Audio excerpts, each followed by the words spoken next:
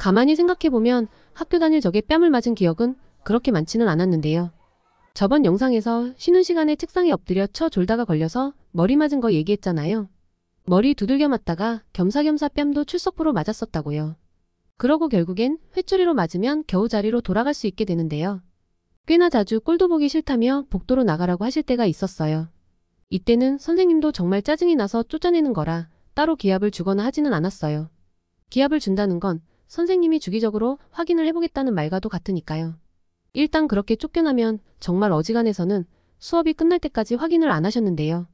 간혹 이런 걸 노리고 한 번씩 선생님께 대드는 애들도 있었어요. 공부 포기한 애들한테는 수업 시간 자체가 곤욕이니까요.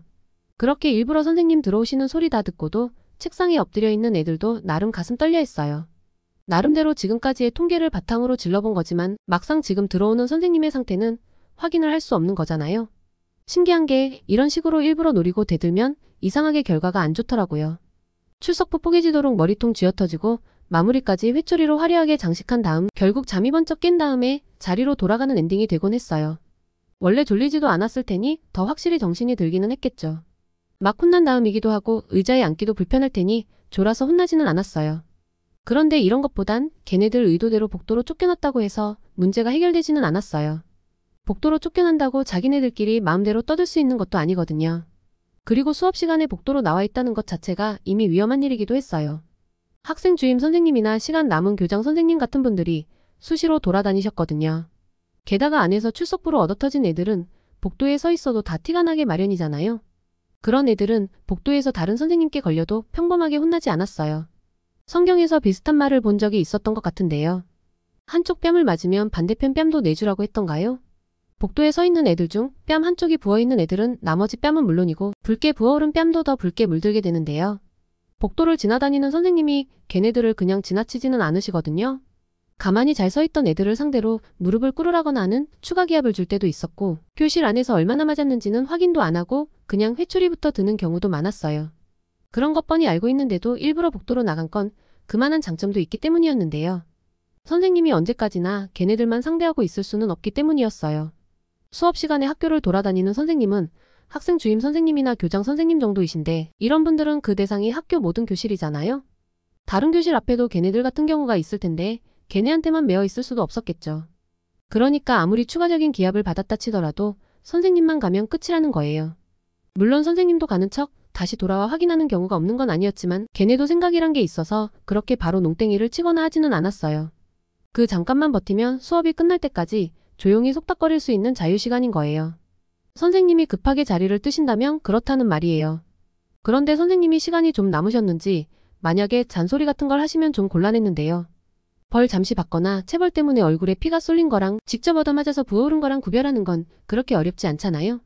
복도에서는 선생님 앞에서 고개 숙이는 게 반성하는 자세이긴 한데 그것도 기합받으면서 회초리 몇 대 맞고 나서 일어서면 자세가 좀 무너지기 마련이에요. 그러다 보면 자기도 모르게 고개도 좀 들리게 마련이고 걔네 입장에선 오로지 학생 혼내려고 돌아다니는 선생님 눈에 띄지 않을 리가 없었어요. 그중 한 명 턱을 잡고 들어 올려서 부어오른 걸 확인하시잖아요. 아주 자연스럽게 뺨을 탁탁 건드리셨어요. 아주 기분 나쁘게 하지만 맞고 못 견딜 정도는 아닌데 몸이 밀려날 정도. 역시나 복도로 쫓겨날 정도 되는 것들은 만만한 것들이 없다고 하시면서요. 선생님들도 일반적으로 오른손잡이시니까 자연스럽게 주로 맞았던 왼뺨을 맞았어요. 그때 선생님 보면 일단 눈빛부터가 확 바뀌어 있었어요. 아주 못 볼 것들 보는 듯한 그런 시선 있잖아요. 평소에도 학생들을 딱히 하나의 인격체로 대우하는 느낌은 아니셨지만 그 순간만큼은 그 이하로 취급하는 느낌이었어요. 당연히 가던 길을 멈추셨고 방금까지 했던 체벌은 다 잊으셨는지 다시금 회초리를 드셨어요. 그리고 말도 없이 회초리로 교실 벽을 탁탁 치셨는데 눈치껏 빨리 돌아서지 않으면 바로 선생님의 싸대기질이 이어졌어요. 한두 번도 아니고 교실 안에서 출석부로 맞던 걸 선생님 손으로 맞는 시기였어요. 합판으로 받쳐진 출석부 부러지도록 맞는 것도 아팠지만 선생님 손으로 머리를 맞는 것도 만만찮게 아팠어요. 그리고 그때부터는 절대로 자세를 풀면 안 되는 공포의 시간이 이어졌는데요. 이걸 알면서도 자세는 흐트러질 수밖에 없었고 선생님의 싸대기를 피할 수도 없었어요. 수업 시간에 돌아다니는 선생님들은 일부러 무서운 회초리들을 들고 다니셨는데 만약 복도에 아무도 없으면 선생님도 그냥 교무실로 돌아가시기 때문이었는데요. 그러니까 그때 걸리는 애들은 반쯤 죽여놓겠다는 암묵적인 표시나 다름없었어요. 당연히 맞으면 다른 선생님들 회초리보다 확연히 아픈 건 당연한 거였고 그 소리도 장난이 아니었어요. 맞는 순간 소리가 교실 안에까지 들리는 건 물론이었고 다른 반 교실에까지 울려 퍼질 정도였어요.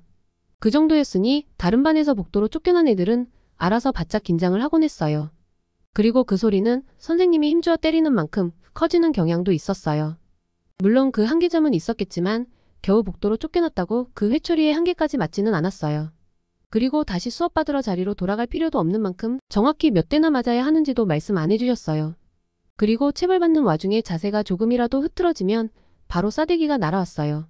처음처럼 기분 나쁘게 툭 하고 미는 듯한 느낌이 아니라 맞는 순간 꼬리 울리는 그런 싸대기요. 이게 꼭 정확히 뺨을 조준해서 때리는 게 아니라 그냥 뺨 주변을 내려치기 때문인데요. 시선은 벽을 향한 상태에서 두 팔을 뻗은 상태니까 정상적인 뺨 때리기는 힘들잖아요. 그러니까 자세가 좀 흐트러졌다 싶으면 머리를 돌리라 마라 말도 없이 그냥 옆통수를 손바닥으로 때리셨던 거였어요.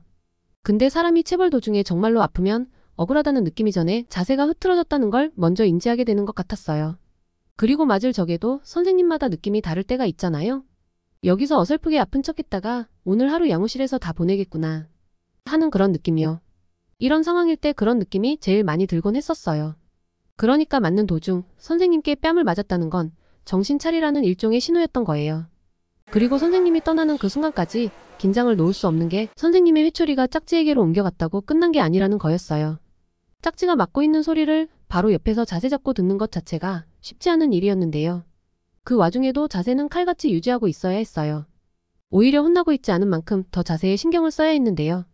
신기하게도 이럴 때에는 맞아서 아픈 부위보다 얼굴이 더 신경 쓰였어요. 복도에 나와선 몇 대 맞지도 않았건만 뺨이 그렇게 아리고 쓰리더라고요. 그래서 자세는 유지한 채로 고개를 팔 사이로 묻어놓을 경우가 있는데요. 그러고 있으면 선생님이 머리채를 번쩍 잡아 들면서 그러셨어요. 다 맞고 나니까 편하냐고요. 너같이 정신 못 차리는 것들은 역시나 말로 하면 끝이 안 난다고 하면서요. 머리채를 뒤로 확 잡아 당겨진 상태에서 뺨을 맞는 건 정말 상상도 하기 싫은 일이었는데요. 이게 아프다기보다 위험하다는 생각마저 드는 자세였거든요. 선생님이 머리를 당기는 것만으로도 목뼈가 꺾이는 느낌인데 그 상태에서 뺨까지 맞는다고 생각해봐요. 그나마 위험하다는 생각이 들어서인지 오히려 자세는 더 악착같이 유지하게 되더라고요. 두 손은 여전히 벽을 짚고 있는 상태에서 머리만 뒤로 젖혀져서 뺨을 맞는 거였어요. 그래도 악착같이 버텨서인지 뺨을 때리신 이후로 추가로 회초리를 맞거나 하지는 않았어요. 그동안 잠시라도 쉬었던 짝지는 남은 회초리를 마저 맞았었고요. 차라리 한 번에 다 몰아맞는 게 버티기 쉽다는 의견도 있지만 정말 아프게 맞을 적에는 조금이라도 쉬고 싶다는 생각만 들었어요. 그 와중에 자세가 무너지거나 하면 정말 큰일 날 상황이지만 그때 학생들이라면 다들 그 정도 눈치는 있었어요. 그렇게 한바탕 체벌이 끝나고 나면 온몸이 힘이 쫙 빠지는 느낌이었어요.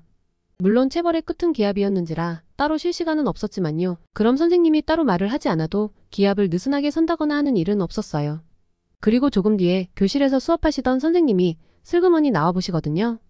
딱히 지켜보시거나 한 건 아니시지만 복도에서 난 소리만으로도 무슨 일이 있었는지는 짐작을 하시는 것 같았어요.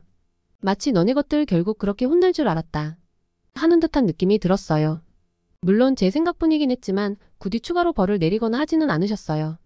그렇게 한번 오지게 맞고 나면 무릎이 좀 내려가는 일이 있기는 하지만 완전히 편한 자세를 하거나 하지는 않았어요. 물론 그렇다고 하더라도 정신을 차렸나 하고 물어본다면 그건 아니라고 말하고 싶어요. 무릎을 살짝 내린 것만으로도 짝지와 조절되는 것에는 전혀 문제가 없었으니까요. 이런 거 생각하면 당시엔 우리도 참 정신머리 없었던 것 같아요. 그럼 이번 이야기는 여기까지만 할게요. 더 재미있는 이야기를 듣고 싶으신 분들은 좋아요 한 번씩만 체크해 주시고요. 황당하거나 재미있는 소재가 있으신 분들은 댓글로 제보 부탁드릴게요. 아마 친구들한테 들은 것처럼 친근하게 이야기를 풀어드릴게요. 그럼 다음 영상에서 만나요.